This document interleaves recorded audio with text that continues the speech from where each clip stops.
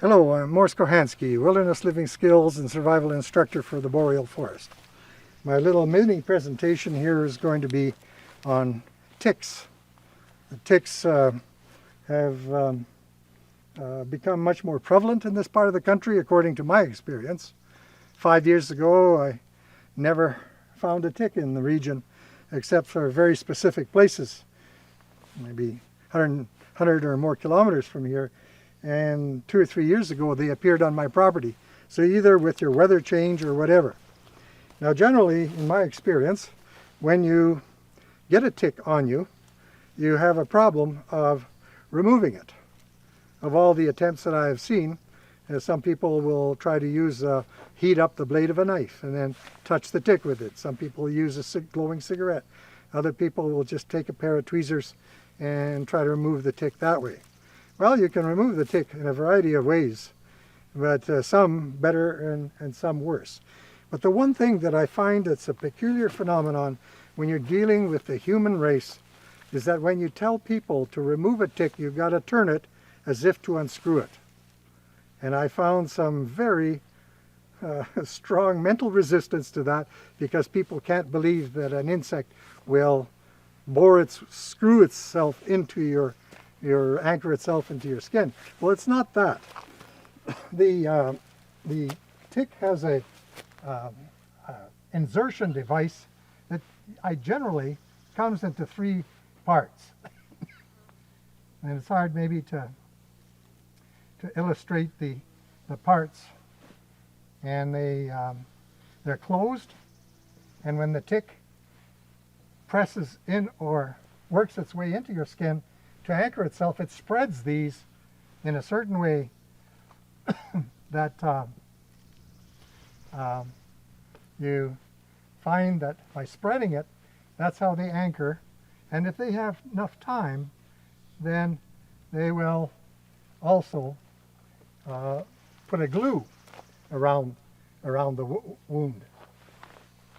Now, when the tick inserts itself, these things are together. And then when it's in deep enough, it spreads them so that it takes a great deal of pull to be able to pull against this. But if you turn as you gently pull, these 3 projections are not designed to be able to deal with that. And as a result, very easily you turn and you pull and it comes out with virtually effortlessly.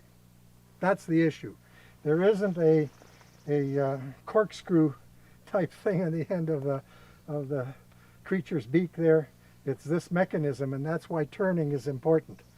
If you don't turn and pull directly, you're going to have to grasp this and perhaps inject whatever it is in the tick's thorax or whatever, and you're going to have to pull with such a way that this anchored material will leave quite a cavity when it pulls out some of the flesh that comes with it. So the most benign way that I've ever seen this. One time I even found that without having means to grasp these little ticks, all I did was put something slippery, or whether it's spit or maybe a little bit of soap, and then circle around the tick, and it'll turn it enough to circle a little bit, and as you keep circling, next thing the tick has come out by itself, circling with the tip of the finger. The biggest problem with ticks is that they crawl up your shoes, and if you don't tie off your pant leg, as I learned to my greatest discomfort, you may get dozens and dozens of ticks after a day's activity in tick country. And so you need to tie off your pants. And of the many ways that are available, it's taken me part of a lifetime to come to the most convenient method. When you are going to tie off your pant legs,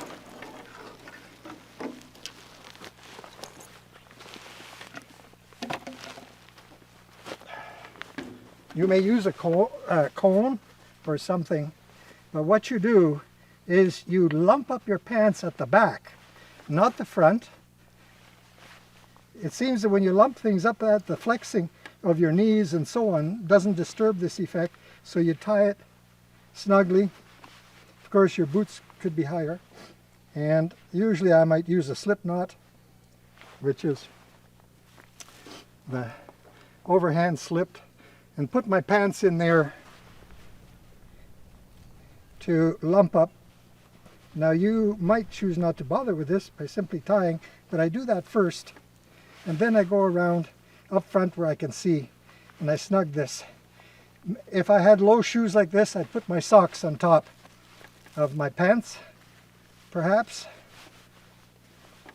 to make sure the tick has nowhere to crawl up inside your pant. And you don't, in my experience, once I discovered this, I didn't get any ticks all day. That probably almost tick-proof. Ticks will often sometimes be higher up and get on your clothes.